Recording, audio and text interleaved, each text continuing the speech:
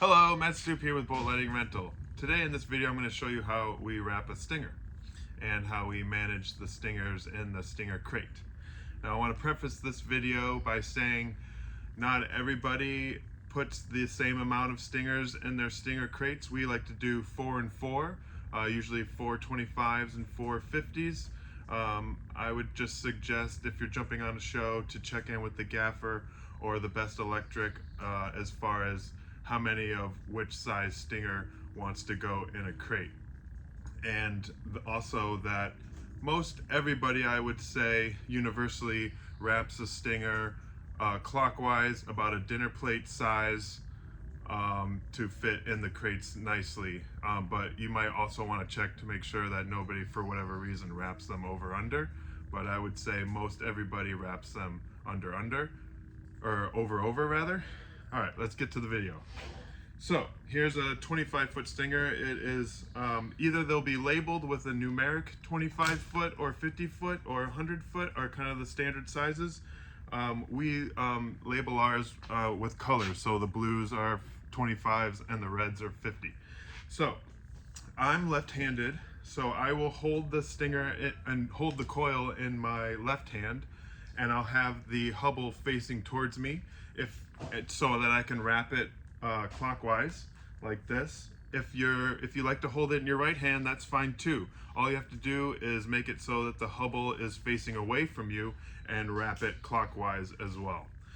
So I'm going to be left-handed, so I'm going to do it left-handed. Here we go. So I also like to kind of hold the ties in a way so that they don't get tangled up in my coil. And then I start to wrap it about a dinner plate size over. The stinger has a memory, and so sometimes you have to twist the stinger, and you want to make all the coils the same size. Ooh, this one's a little ornery today. So you just kind of wrap it all the way up like this, over. And you know, extra points if you can match up the Hubbles. I wouldn't say it's completely necessary or spend too much time doing that, but if it works out, that's great. And then take your ties. Sometimes if the tie is long, I'll just wrap it around twice like this, and then you just want to make sure that's tight. One of my big pet peeves is that the ties are tied loosely. You just want to tie it tight and not just do a bow tie like this, right? There you go. Now, as far as managing the stingers in the crate, what we like to do, we have 4 50s and 4 25s. We'll put the crate on end like this. It takes up a little less space, and it kind of makes a makeshift shelf so that you have the 50s on the bottom, and then you put the 25s on top. And you don't stick any of the 25s in the crate until you have all 4 on top.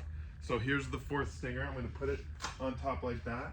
And then before I go do any other tasks, since this crate is now complete, I'll put the 25s into the crate and then put it on its long side.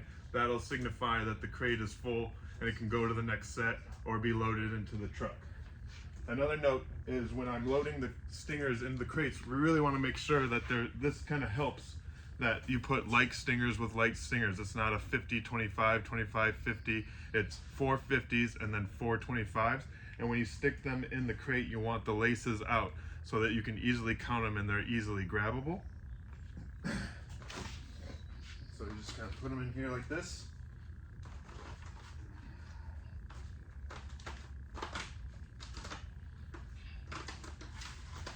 Nice snug. See, 4 and 4 works out well. It's a nice even number. You don't have to jam them too full, and it works out really well. And you really want to make sure that they're dinner plate size so that they fit in there and they don't stick out of the crate too much, so you can stack stinger crates on top of stinger crates without them being too wobbly. Let us know how you guys organize your stinger crates. Leave a comment in the comments below. Thanks for watching. Bye.